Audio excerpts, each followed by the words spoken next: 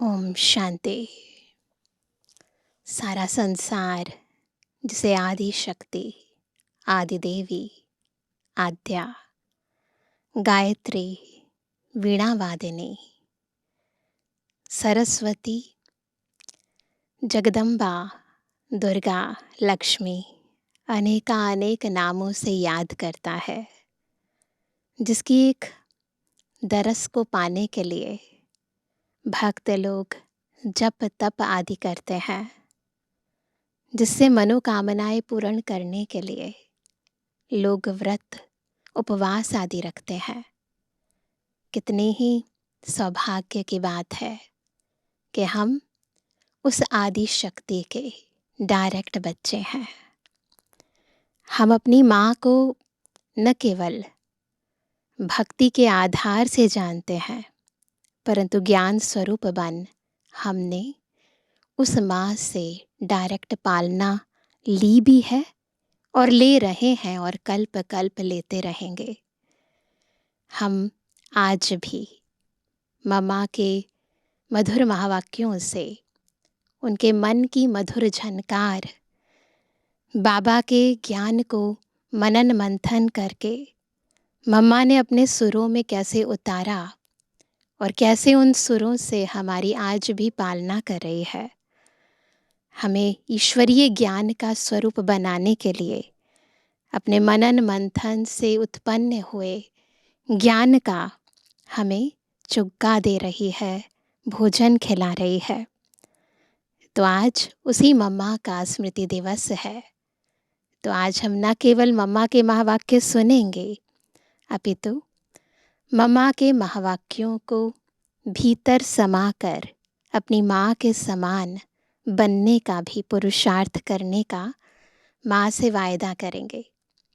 बहुत ही प्यार से बाबा मम्मा दोनों की याद में स्थित होकर सुनते हैं प्यारे मम्मा के महावाक्य।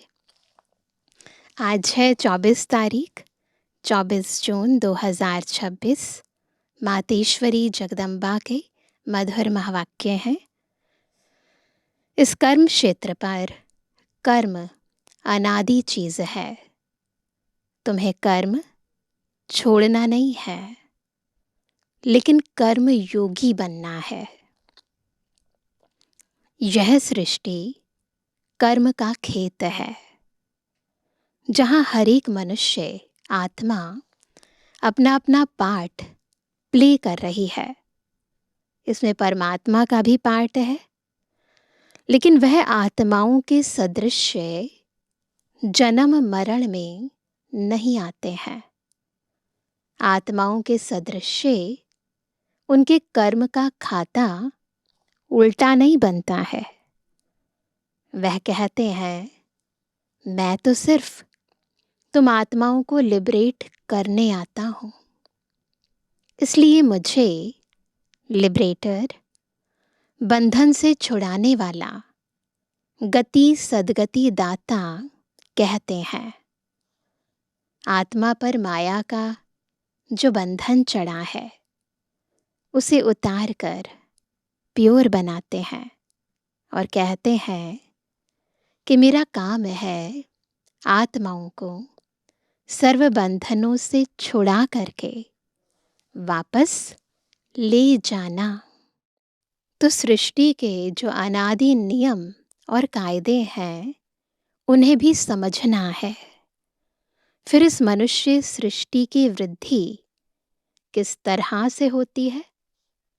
फिर वह टाइम भी आता है जब यह कम होती है।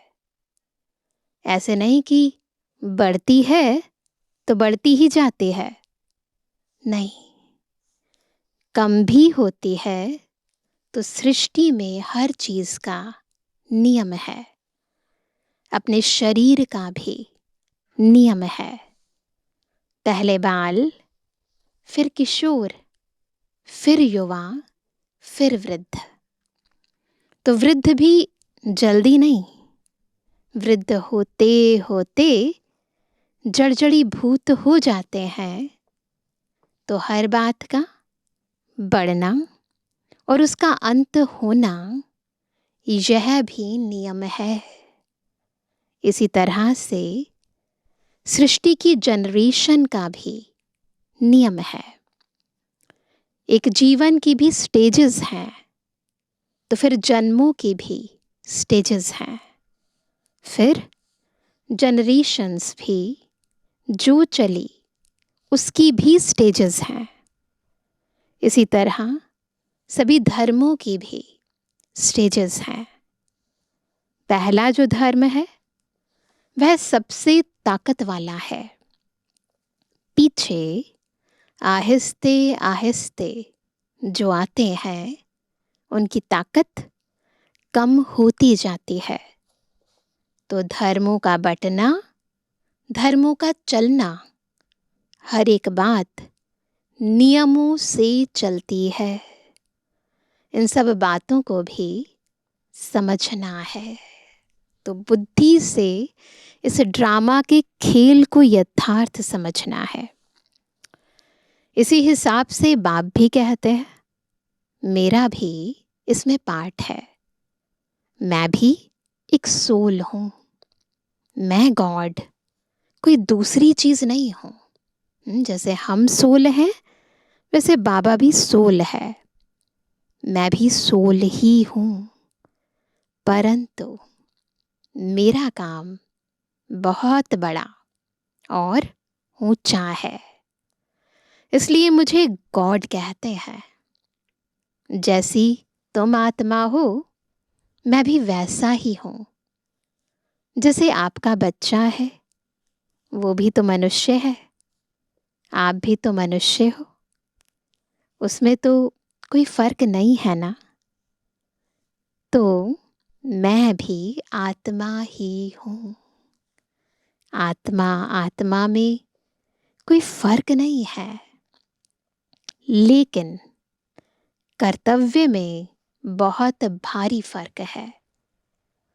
इसलिए कहते हैं मेरा जो कर्तव्य है वह सबसे भिन्न है। मैं कोई हद के एक धर्म का स्थापक नहीं हूं। मैं तो दुनिया का क्रिएटर हूं। वो हो गए धर्म के क्रिएटर।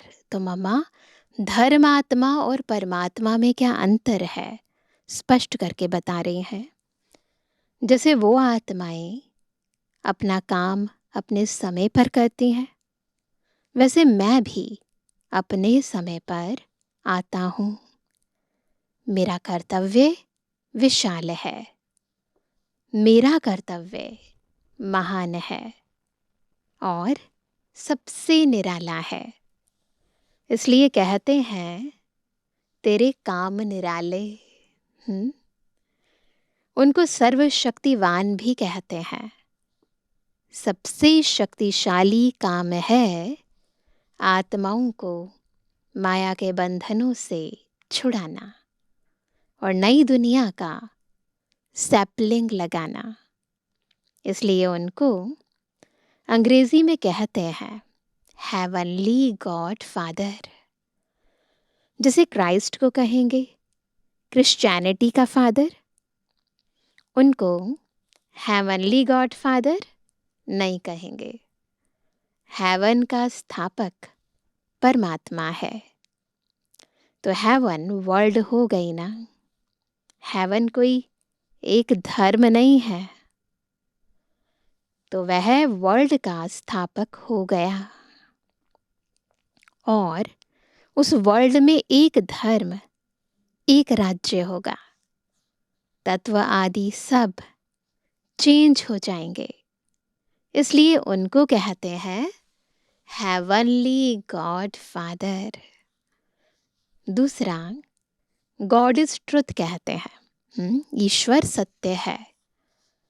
तो ट्रुथ क्या चीज है, किसमें ट्रुथ, यह भी समझने की बात है। कई समझते हैं कि जो सच बोलता है वही गॉड है। गॉड कोई और चीज नहीं है, बस सच बोलना चाहिए, ऐसे समझते हैं ना दुनिया में। परंतु नहीं, गॉड इज ट्रुथ का मतलब ही है कि गॉड ने ही आकर के सभी बातों की सच्चाई बताई है ना। बहुत ही गहरी समझने की बात है। गॉड इज ट्रुथ माना, गॉड ही ट्रुथ बतलाता है, उसमें ही सच्चाई है। तब तो उनको नॉलेजफुल कहते हैं। Ocean of knowledge, ocean of bliss. God knows कहते हैं ना, दुनिया में भी ईश्वर जानता है। तो जरूर विशेष कुछ जानने की बात है ना। जो मनुष्य जानते हैं वही वो जानता है, तो खास क्या है ना। वो कुछ और जानता है, कुछ विशेष जानता है। तो वह कौन सी जानकारी है? यह नहीं कि इसने चोरी की, गॉड नोज, ऐसे नहीं कहेंगे। भले वह जानता सब कुछ है, परंतु उसकी महिमा जो है ना, वह इसी पर है कि हमारी दुनिया जो नीचे गिरी है वह ऊंची कैसे चढ़े। इस चक्र की बातों को वह जानता है। इसलिए कहते हैं गॉड नोज। तो परमात्मा की महिमा उस तरीके से आती है जो मनुष्य से भिन्न है, क्योंकि उनका जानना सबसे भिन्न है। मनुष्य का जानना हद है। कहते भी हैं मनुष्य अल्पज्ञ है, और परमात्मा के लिए कहते हैं वह सर्वज्ञ है, जिसको अंग्रेजी में नॉलेजफुल कहते हैं, यानी सर्व का ज्ञाता अथवा जानने वाला है। तो जो सर्वज्ञ है वही ट्रुथ को जान सकता है। यथार्थ बातों की नॉलेज जिसके पास होगी जरूर वह सबको देगा ना। अगर खुद जाने दूसरों को ना दे तो उससे हमें क्या फायदा, है ना।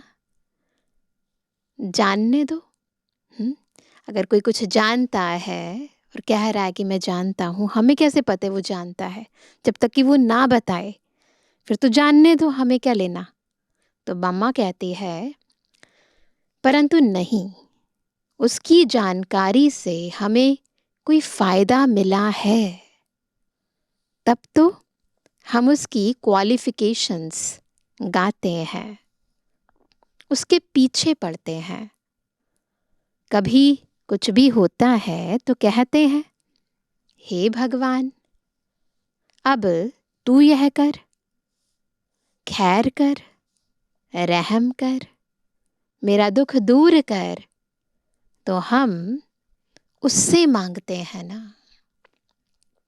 उससे कुछ संबंध है ना, इसलिए उस तरीके से याद करते हैं जैसे उसने हमारे पर कोई एहसान किया है ना। भगवान के आगे हाथ जोड़ते हैं, मस्तक झुकाते हैं, उस तरीके से याद करते हैं जैसे उसने हम पर कोई एहसान किया है। अगर कभी किया ही नहीं होता तो हम क्यों उसके लिए माथा कुटी करते। जब कोई मुसीबत के समय मदद करता है तो दिल में आता है कि इसने बड़ी मुसीबत के समय मुझे हेल्प की थी, समय पर मेरी रक्षा की थी, तो उसके प्रति दिल में प्रेम रहता है। तो परमात्मा के प्रति भी ऐसा ही प्रेम आता है कि उसने हमारी समय पर मदद की है। परंतु ऐसे नहीं कि कभी कोई मनुष्य का अच्छा हो गया तो कहें यह भगवान ने किया। बस भगवान ऐसा ही करता है, लेकिन उसका बड़ा काम है, वर्ल्ड का काम है, दुनिया के संबंध की बात है ना। सारी दुनिया का पिता है ना। बाकी ऐसे नहीं कि किसी को थोड़ा पैसा मिल गया, यह भगवान ने किया। यह तो हम भी अच्छे कर्म करते हैं तो उस कर्म का फल मिलता है। अच्छे बुरे कर्मों का हिसाब चलता है, उसका भी हम पाते रहते हैं। लेकिन परमात्मा ने आकर के जो कर्म सिखाया, उसका जो फल है वह अलग है। ये छोटी छोटी चीजों के लिए नहीं है भगवान। अल्पकाल का सुख तो बुद्धि के आधार पर भी मिलता है, परंतु उसने जो नॉलेज दी उससे हम सदा सुख पाते हैं। तो परमात्मा का काम भिन्न हो गया ना। इसलिए कहते हैं कि मैं ही आकर के कर्म की जो यथार्थ नॉलेज है वो सिखाता हूँ। जिसको कहा जाता है जिसको कहा है कर्म योग श्रेष्ठ है ना। तो कर्म अकर्म विकर्म की गति भी बाबा बताते हैं। कर्म योग क्या है वो भी समझाते हैं। तो मामा ने कहा कि जिसको कहा है कर्म योग श्रेष्ठ है, इसमें कर्म को, घर गृहस्थ को छोड़ने की बात नहीं है। सिर्फ तुम अपने कर्मों को पवित्र कैसे बनाओ उसकी नॉलेज मैं बतलाता हूँ। तो कर्म को पवित्र बनाना है, कर्म छोड़ना नहीं है। कर्म तो अनादि चीज है, यह कर्म क्षेत्र भी अनादि है। मनुष्य है तो कर्म भी है, परंतु उस कर्म को तुम श्रेष्ठ कैसे बनाओ वह आकर के सिखाता हूं, जिससे फिर तुम्हारे कर्म का खाता अकर्म रहता है। अकर्म का मतलब है कोई बुरा खाता नहीं बनता है। बाप कहते हैं मैं इस छोटे से संगम युग में तुम्हारे देश, इस कॉर्पोरियल दुनिया में तुम्हारे लिए ही आया हूं। तो कम से कम जितना टाइम है उतना टाइम तो कुछ हमारा ख्याल करो। बाबा के बने हो तो कम से कम इतना टाइम तो शुद्ध रहो। फिर तो तुम्हारी ऐसी प्रारब्ध बन जाएगी जो तुम्हें उस दुनिया में मेहनत नहीं करनी पड़ेगी। अभी थोड़ी मेहनत की बात है। अभी तुम कैसे भी करके, मर मिट करके भी पवित्र रहने की प्रतिज्ञा करो। अपनी दृढ़ता रखो, अपनी धारणाओं में रहने का पूरा प्रयत्न करो। बाप तुम्हें साफ साफ बतलाते हैं, तुम सिर्फ इतने थोड़े टाइम के लिए यह मेहनत करो। मैं तुम्हें और कोई मेहनत नहीं कराता हूं। तुम्हें जितना मिलता है उसकी भेंट में कोई मेहनत ही नहीं है। सोचो, 2 युगों के लिए, आधा कल्प के लिए मिलता है। उसके मुकाबले में अगर देखें तो संगम का थोड़ा सा समय क्या है। ऐसे नहीं सिर्फ कहते रहो कि मैं यह करूँगा यह करूँगा, केवल कहने के लिए नहीं, यह करूँगा वह करूँगा। दुनिया क्या कहेगी, वह क्या कहेंगे। अरे दुनिया क्या कहेगी, छोड़ दो इसे, है ना। तो ये जो लोक लाज मायावी दुनिया की मर्यादाएं हैं ना, बाबा कहते हैं इसे तोड़ दो। और मम्मा भी कहती है इसे छोड़ दो। अभी यह दुनिया ही जाने वाली है। अब तो मौत सामने खड़ा है।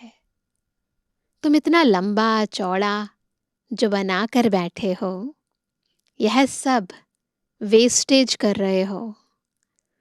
अभी बाप कहते हैं उस वेस्टेज को बचाओ। इस शरीर निर्वाह के लिए जितना चाहिए उतना भले करो। जितना तुम्हारा क्रिएशन के साथ हिसाब किताब है उतना करो। मैं कहाँ संभालूंगा? तुझे अकाउंट है वो तो क्लियर करना ही है, तोड़ निभाना ही है, इसे तुमको ही संभालना है। जो क्रिएशन करी है तो अपने बाल बच्चों को हमें ही संभालना है ना। तो ज़रूरी है वह तो तुमको फ्री करता हूँ। जो ज़रूरी कार्य है, जो ज़रूरी संबंध है, जो ज़रूरी जिम्मेवारियाँ हैं, बाबा उन्हें निभाने के लिए हमें मना नहीं करते। तो जो ज़रूरी है वह तो तुमको फ्री करता हूँ, लेकिन अभी यह जो एक्स्ट्रा रच रहे हो उसके लिए मना करता हूँ। क्योंकि अभी वह तो गिरना ही है। क्यों अपना फालतू समय गंवा रहे हो? इन फालतू के झंझटों से ही तुम दुखी हुए हो। पेट ज़्यादा नहीं मांगता, पेटियां भरनी है तो बात अलग है ना। उन झंझटों से तुम कैसे छूटो वही तो तुम्हें बतलाता हूँ। फिर भी बैठ करके अनेक बहाने लगाना, यह कहाँ की प्रीति है ना। सबसे इम्पोर्टेंट बात है समझना कि अगर सच में हम भगवान को प्यार करते हैं, बाबा को हमने जाना है, पहचाना है, तो फिर बहाने नहीं होते हैं। प्यार के लिए तो इंसान जान भी देता है ना। तो मम्मा भी कहती है फिर भी बैठ करके अनेक बहाने लगाना ये कहाँ की रीति है।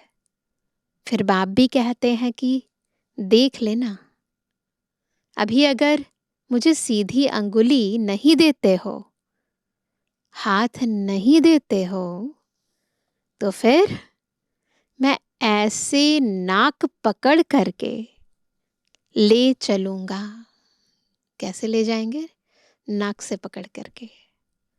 नाक पकड़ेगा फिर दम घुटेगा, फिर दुख होगा, सजाएं खानी पड़ेंगी ना। इसलिए कहते हैं अभी हाथ में हाथ देकर सीधा चलने का टाइम आ गया है। अगर सीधी तरह से नहीं चलेंगे तो फिर मेरे हाथ में तुम्हारा नाक भी तो आएगा। फिर देख लेना, फिर उस समय कुछ नहीं हो सकेगा, ना कुछ कर सकेंगे। इसलिए बाप कहते हैं बच्चे अब तुम मेरे हो करके, मेरे पास आ करके, मेरी बातों को सुन करके अगर फिर भी कुछ नहीं किया तो उनके लिए बहुत कड़ी सजाएं हैं। इसलिए जिन बिचारों को पता नहीं उसकी तो बात अलग है, बाकी जिन्हों को पता है, जो बैठ के सुन के फिर इन्हीं बातों में गफलत की, तो उनकी तो खैर नहीं है ना। कुछ नहीं जानते फिर गलत करते हैं तो कम सजा, सब कुछ जान करके गलती करते हैं तो उनकी तो मम्मा कहती खैर नहीं। जैसे 10 गुना फायदा वैसे 10 गुना नुकसान होगा। तब कहते हैं अपने नुकसान को, घाटे को अच्छी तरह से समझो। अच्छी तरह से कुछ तो अपनी बुद्धि खोलो। अभी बाप से बुद्धि योग लगाएंगे तो ताकत मिलेगी। तो इन सभी बातों को समझो, भूलो मत। अभी यह जो समय चल रहा है इसे पहचानो। जरा आंखें खोलो, बुद्धि खोलो और समय का पूरा फायदा लो। अपनी पूरी तकदीर जगाओ। कहते भी हैं जैसा संग वैसा रंग होता है। इसलिए जिसमें अभी यह धारणा पूरी नहीं होगी तो माया के संग का रंग लग जाएगा। तब तो कहते हैं hear no evil, see no evil, talk no evil. कई ऐसे इविल्स हैं जो यहाँ भी कईयों को छोड़ते नहीं हैं, फिर एक दो के संग दोष में आ जाते हैं। तो कहते हैं ऐसे संग दोष से बचे रहो। ऐसे मत समझो कि संग दोष बाहर है, यहाँ नहीं है, सब जगह है ना? नहीं, यहाँ भी वह घूमते रहते हैं, क्योंकि उनका राज्य है ना। इसलिए बाप कहते हैं अच्छी तरह से कवच पहन कर रहो। कवच होगा तो उसकी गोली लगेगी नहीं। तो बाबा की याद का कवच पहन कर रखो, फिर क्या होगा? जो कुसंग है उसका रंग नहीं लगेगा। योग का ही कवच है, ज्ञान की तलवार है। इन सभी अस्त्र शस्त्रों को अपने पास अच्छी तरह से संभाल के रखो। कहते भी हैं जो करता है वह पाता है। यह तो भविष्य प्रारब्ध बनाने की बातें हैं। यहाँ तो प्रारब्ध नहीं भोगनी है ना। यहाँ तो कोई गुरु बन करके नहीं बैठना है। इसमें कोई मिसअंडरस्टैंड ना करे, समझना इन बातों को। इसलिए यह सब समझाया जाता है। तो यह सब बातें ध्यान में रख करके अपने को सेफ रखना है। यहाँ कोई खर्चे आदि की बात नहीं होनी चाहिए। अभी यह सब खर्चा दूसरों के कल्याण अर्थ ही यूज करना है। एक एक पाई भी सब इसी कार्य में लगाना है। अच्छा, ऐसे बाप दादा और माँ के मीठे मीठे, बहुत अच्छे, खबरदार रहने वाले बच्चों के प्रति याद प्यार और गुड मॉर्निंग। हम रूहानी बच्चों की रूहानी बाप दादा और मम्मा को गुड मॉर्निंग, नमस्ते नमस्ते नमस्ते। अच्छा, प्रश्न है, मम्मा से पूछा किसी ने प्रश्न, मम्मा हम चलते फिरते योग की ऊंची अवस्था में कैसे स्थित हो सकते हैं? ध्यान से सुनेंगे मम्मा का उत्तर। वास्तव में अपनी यह लाइफ नेचुरल योग की हो जानी चाहिए, क्योंकि योग है निश्चय। तो हरदम निश्चय को कायम रख, प्रैक्टिकल वह स्वरूप बन जाना है। निश्चय रूप बन, कर्मेंद्रियों से कर्म करो। भल स्थूल कर्मेंद्रियां कोई भी कार्य करती रहे, मगर खुद को उस ही सुख स्वरूप अवस्था में लवलीन रहना है। आपका चेहरा सदा सुख स्वरूप रमणीक दिखाई दे।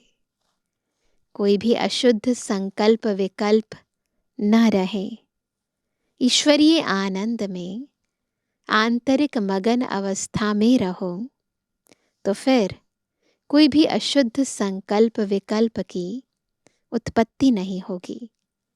अशुद्ध प्योर धरनी में जो भी संकल्प उत्पन्न होगा वह लोक संग्रह प्रति अथवा अपनी उन्नति प्रति होगा। यह अति मीठी सुंदर अवस्था है जो समय पर मदद करती है। ऐसे ईश्वरीय अलौकिक मीठी प्योर लाइफ बनाने का अब ही गोल्डन चांस तुम्हें मिला हुआ है। तो ऐसी अवस्था बनाने के लिए थोड़ी मेहनत करो। जब हम योग में बैठते हैं तो अंदर में मंत्र, पूजा, जप आदि कुछ भी नहीं करते हैं। जैसे भक्ति मार्ग में कोई कोई अंदर ही अंदर प्रार्थना करते हैं, हाथ में माला लेते हैं और अंदर ही अंदर कुछ ना कुछ मंत्रोच्चारण करते रहते हैं। माला जपते हैं, मूर्ति को सामने रख फूल चढ़ाते हैं, वह सब कुछ अंदर ही अंदर करते हैं, जिसको मनसा पूजा कहेंगे। लेकिन हमारे योग में हम सिर्फ अपने स्वस्वरूप में स्थित हो सुख स्वरूप बन जाते हैं। अपने मन सहित सभी कर्म इंद्रियों को कंट्रोल कर एकाग्र चित्त बन ईश्वरीय सुख स्वरूप हो जाते हैं। इसके लिए योग का टाइम पर्सनल मुकर्रर है, जहाँ एक टाइम पर बैठकर अभ्यास करते हैं। सिर्फ व्यक्त बातों से नाता तोड़कर अव्यक्त संबंध से नाता जोड़कर रखना है, तो याद सहज हो जाएगी। अच्छा, ओम शांति। आज का वरदान है, बाप दादा के साथ द्वारा माया को दूर से ही मूर्छित करने वाले माया जीत जगत जीत भव। जैसे बाप के स्नेही बने हो, ऐसे बाप को साथी बनाओ तो माया दूर से ही मूर्छित हो जाएगी। शुरू शुरू का जो वायदा है, तुम ही से खाऊं, तुम ही से बैठूं, तुम ही से रूह को रिझाऊं, इसी वायदे प्रमाण सारी दिनचर्या में हर कार्य बाप के साथ करो, तो माया डिस्टर्ब कर नहीं सकती, उसका डिस्ट्रक्शन हो जाएगा। तो साथी को सदा साथ रखो। साथ की शक्ति से व मिलन में मगन रहने से माया जीत जगत जीत बन जाएंगे। आज का स्लोगन है, अपनी ऊंची वृत्ति से प्रवृत्ति की परिस्थितियों को चेंज करो। आज का अव्यक्त इशारा, सदा हर्षित रहने के लिए अपनी नेचर को सरल बनाओ, सहनशील बनो। अव्यक्त स्थिति रूपी दर्पण को साफ और स्पष्ट करने के लिए सरलता, श्रेष्ठता और सहनशीलता, इन 3 बातों पर ध्यान दो। कौन सी है 3 बातें? सरलता, श्रेष्ठता और सहनशीलता। अगर तीनों में से एक भी बात की कमी है, तो दर्पण पर भी कमी का दाग दिखाई पड़ेगा। इसलिए जो भी कार्य करते हो, उसमें साधारणता दिखाई ना दे। साधारणपन को श्रेष्ठता में बदली करो। हर कार्य में सहनशीलता और वाणी में सरलता को धारण करो, तब सर्विस में सफलता दिखाई देगी। अच्छा, ओम शांति।